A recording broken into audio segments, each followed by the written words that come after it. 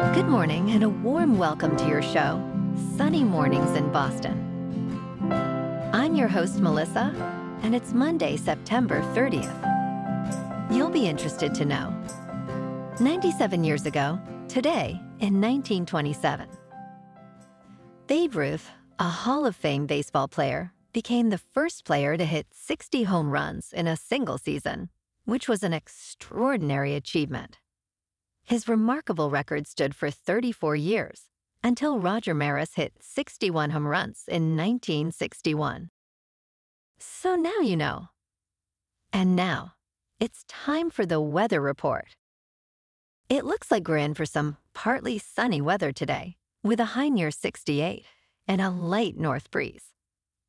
Tonight, expect mostly cloudy skies with a low of 56 and gentle winds. For all you beach runners out there, the first high tide Monday will be just after 10:30, with the low tide just after 4:30. The nearshore buoy at Cape Cod Bay reads 64 degrees for the water temperature. Looking ahead in the weather, expect mostly cloudy skies through Wednesday, with highs around 66 to 67 degrees and light northeast to east winds. By Thursday, enjoy mostly sunny weather, warming up to 72 degrees. A slight chance of rain showers arrives late Friday night. Bonjour, food enthusiasts. This podcast is brought to you by Versailles Cafe and Pastries in Encinitas.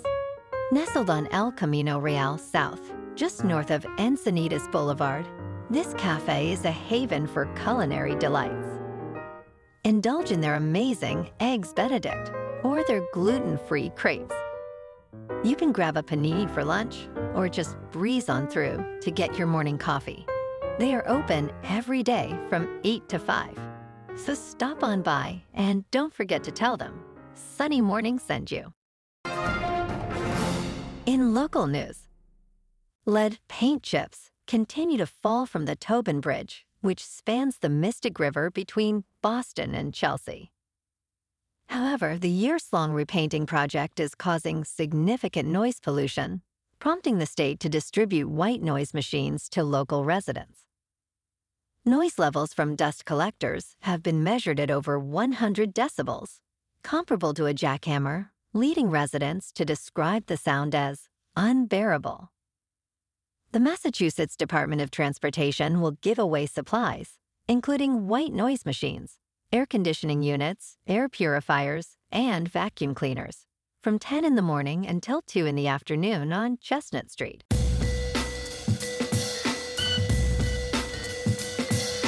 Now on to sports. In a thrilling SEC opener, 4th-ranked Alabama defeated 2nd-ranked Georgia 41-34. Jalen Milroe led Alabama with 4 touchdowns, including a game-winning 75-yard pass to Ryan Williams late in the 4th quarter. Georgia's Carson Beck threw for 2 touchdowns and ran for another, keeping the Bulldogs competitive throughout. Alabama's defense held strong against Georgia's final surge, sealing the victory.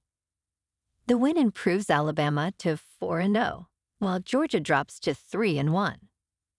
This exciting matchup showcased both teams' high-powered offenses and sets the stage for a competitive SEC season. On Sunday Night Football, the Baltimore Ravens dismantled the previously unbeaten Buffalo Bills, winning 35-10. Derrick Henry ran for 199 yards and 2 touchdowns, while Lamar Jackson threw for 3 more. The Ravens' defense held Buffalo to just 236 yards, as Baltimore improved to 2-2, dropping the Bills to 3-1. Tonight on Monday Night Football, we get another doubleheader as the Tennessee Titans face the Miami Dolphins, and the Seattle Seahawks battle the Detroit Lions. In local sports, the Patriots dropped to 1-3 after a tough 30-13 loss to the 49ers in Santa Clara. Jacoby Brissett threw for 216 yards and a touchdown, but the Pats' offense struggled with 3 turnovers. Fred Warner's early pick six put San Francisco in control, and the Pats couldn't recover.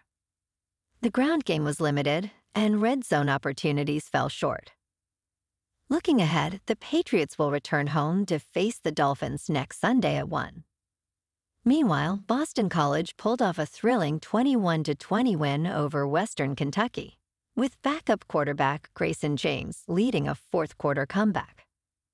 James hit Jaron Bradley for an 8-yard touchdown to seal the victory, improving the Eagles to 4-1. Next, they travel to face Virginia this Saturday for a noon kickoff at Scott Stadium. In baseball, the Red Sox closed out their season with a 3-1 win over the Tampa Bay Rays. Vaughn Grissom's RBI double and Nick Pivetta's strong pitching secured the victory. This marked Joe Castiglione's final game in the booth as he retires after 40 years. Boston finished third in the AL East with an 81-81 record, missing the playoffs for the second straight year, leaving fans hopeful for improvements next season. In top news, a homeowner in Corbeil-Essonnes, France, had a shocking experience while renovating his basement when he stumbled upon a skeleton. This unexpected discovery led archaeologists to excavate the four-room cellar, ultimately revealing a total of 38 skeletons and 10 plaster sarcophagi. The site is believed to date back over 1,500 years, indicating it was once a cemetery. Interestingly, this neighborhood is known for its macabre discoveries, making this find all the more intriguing. Talk about an unexpected turn in a home improvement project. In business news, Warby Parker co-founder Dave Gilboa attributes his company's success, valued at $1.8 billion, to a simple principle: being nice guys. The inspiration struck during a backpacking trip in northern Thailand, where he lost his glasses. Upon returning to Wharton Business School in 2008, Gilboa discovered replacing them would cost $700, far more than the $200 iPhone. This prompted him and his fellow classmates, Neil Blumenthal, Jeff Rader, and Andy Hunt, to create a company that sells glasses directly to consumers, removing frustrating retail markups and making eyewear more accessible. In crypto movement, Bitcoin is just over $65,800. Ethereum is just over $2,600. And Solana is $160. Moving on to a more local vibe. In our community spotlight on health and wellness, we are working with a national Pilates studio to bring you some free classes, so listen up. Check out Club Pilates, with several locations in the Boston area. Pilates presents a comprehensive wellness approach, cultivating strength, reducing tension, and elevating mental well-being. Scientific research affirms its benefits. So now you can check out Club Pilates for a free class, with locations in Canton, Wellesley, Hingham, Brookline, and Framingham. Just be sure to tell them Sunny Morning sent you by. And now, back to the show. Let's talk tech. The era of touchscreens may be winding down as companies rediscover the appeal of physical controls. After nearly 2 decades of pushing touchable displays, product designers are reintroducing buttons, knobs, and sliders in vehicles, appliances, and personal electronics. In the automotive industry, manufacturers like Kia, BMW, and Volkswagen are moving away from Tesla's touch-screen-centric designs, favoring tactile controls instead. This trend is not limited to cars. It extends to e-readers and induction stoves. Notably, Apple has embraced this movement, adding an action button to its new iPhone 16 models, signaling a shift back to user-friendly designs. And in entertainment news, in the upcoming film Bulls, George Clooney and Brad Pitt team up as two fixers, navigating a chaotic situation in a luxury hotel suite.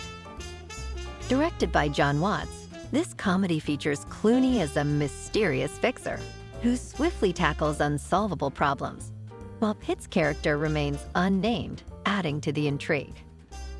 The film relies on a somewhat flimsy premise, pushing these two cool characters into a buddy comedy dynamic. Wolves premiered in theaters last week before launching on Apple TV+, promising an entertaining, if unconventional, double act from these Hollywood icons. Well, alrighty folks, it's time for the quote of the day. And today, our quote comes from the Chinese philosopher, Confucius. And Confucius said, "It does not matter how slowly you go, as long as you do not stop." And that's a wrap for this morning. You can check out our Instagram, YouTube, and TikTok for some captivating aerial videos with local news and the weather reports. Have an amazing day, my good friends. We'll see you tomorrow with another episode of Sunny Mornings in Boston.